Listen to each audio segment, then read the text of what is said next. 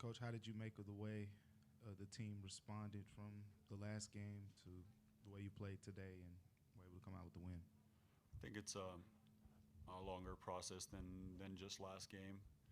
Uh, Past few weeks have been very physically very taxing with the travel and the game schedule and also emotionally. Like we were when we were in Europe, there was a lot of extra stuff going on around. I know that was a lot, and at the same time, we kind of try to balance the load between practicing and making sure that guys are enough recovered for the games, and had to make some compromises. And now we've, for the past maybe week or so, been able to again start to practice, and guys' commitment has been great, but it never happens right away. But there's been some positive developments, and if you guys saw how the guys, for example, work today in the shoot around and how they're going about their craft, it's pretty impressive, and very happy for them.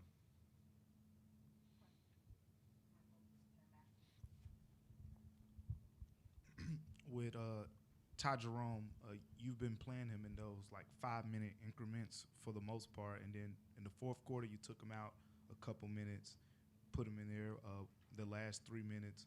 I think I got an idea, but just to hear you say, like, what was kind of your thinking into the process of taking him out earlier in that situation, so I guess he could be available in that latter stretch for you.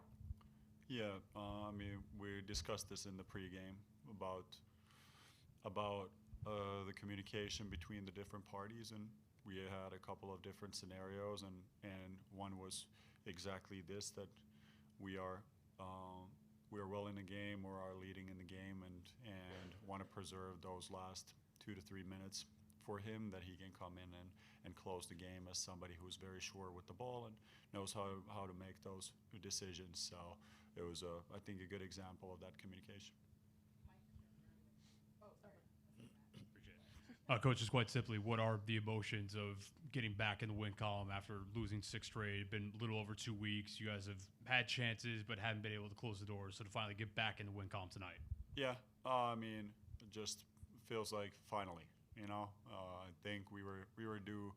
Um, we played some good basketball during that stretch. We've been, I think, a little unlucky in certain categories, and teams played really well against us, and we haven't done a great job with our transition defense or our defensive rebound. That's been the biggest difference. And there's really, like I said earlier, there's no shortcuts. They atrophy when you don't practice, and especially with a young team, we gotta try to maintain that. And now we've been able to do that, and hopefully we can reverse the trend.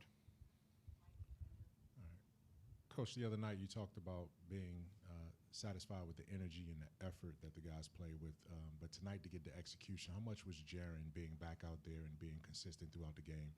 How much did that help with the execution? I mean, Jiren helps with everything. It's definitely helps with execution, but it's not just the execution, but also we can call it a menu that we have on the offensive end and defensive end, the things we can go to. And now having Ty back, having that connection, having a few guys who are playing really well offensively, and then having Jiren's package on top of that really helps us. And defensively, he made some huge plays also, which he always does. So it's great to have him back, and gave us also a little bit more size, and we're able to do a better job rebounding wise. He's only played 2 games here, but this definitely extends to his time in Cleveland. What is it about Ty's game that allows him to play so efficiently, or does he have a specific skill that translates to this level of efficiency nightly? Yeah,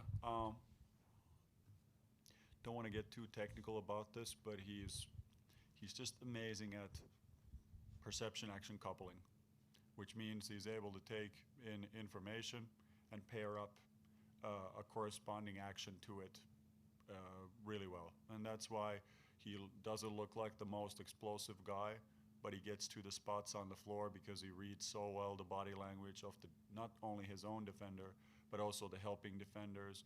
And he's actually so good that he can manipulate them. those other defenders to get out of the space that he wants to create or get into the space that he wants to create for somebody else. And just a incredibly skilled and crafty player in that regard. And then his basketball IQ is just off the charts.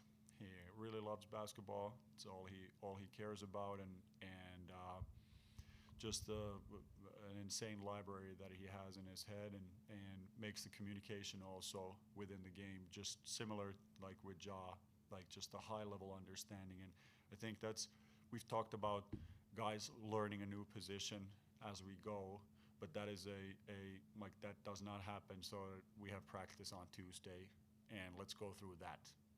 That's not something that's evolves over years and years of work and being in that situation, and you develop this type of library, and it takes years to develop it, and he has it, and he just plays at his own pace and still gets to the spots and able to do a lot there.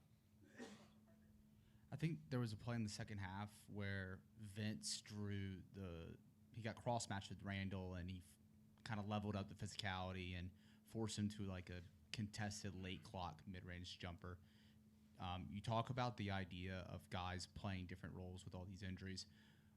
What sort of utility does it provide when you have a guy that can kind of cross like this physicality and the playmaking to kind of be thrust into all these different roles and assignments on both sides of the floor?